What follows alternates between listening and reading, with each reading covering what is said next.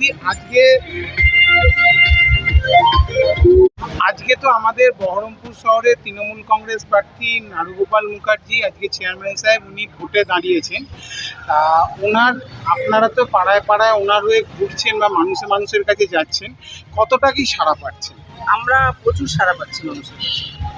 মানে আজকে যে মানুষ যে ওনার প্রতি কতটা সন্তুষ্ট, কারণ উনি আজকে চেয়ারম্যান হিসেবে আজকে টোটালি বিগত 4 বছর ধরে কাজ করছেন, সেই ব্যাপারে কতটা মানুষ ওনার উপকার করতে পেরেছে? কেন, উনি সবসময় আপদে বিপদে মানুষের পাশে থাকেন এবং যখন যা দরকার ওনার কাছে গেলে সেই সহযোগিতা উনি করেন।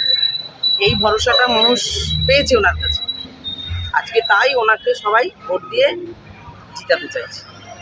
আর আচ্ছা, তাহলে আপনাদের যে রাজ্য সরকারের যে সমস্ত প্রকল্পগুলো চলে, লক্ষ্মীর ভাণ্ডার থেকে আরম্ভ করে সমস্ত, সেই প্রকল্পগুলো মানুষের দুয়ারে যখন আমাদের যে এখানকার যে 3জন হেভিওয়েট প্রার্থী দাঁড়িয়েছেন, একজন হচ্ছেন বর্তমান পৌরসভার চেয়ারম্যান, আর একজন হচ্ছেন বিধায়ক, আর একজন হচ্ছে প্রাক্তন সাংসদ, প্লাস আমাদের ভারতবর্ষের প্রাক্তন বিরোধী দল নেতা।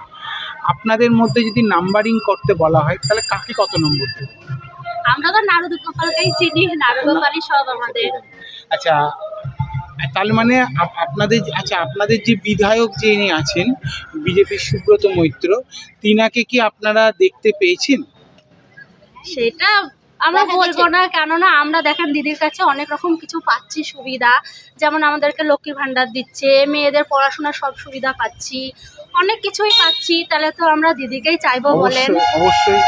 আচ্ছা, তাহলে আমরা ধরে নিচ্ছি যে আপনারা সরকারের যে সমস্ত সুবিধাগুলো আছে সেই সুবিধাগুলো পাচ্ছেন এবং উপকৃত হচ্ছেন। আচ্ছা, আপনার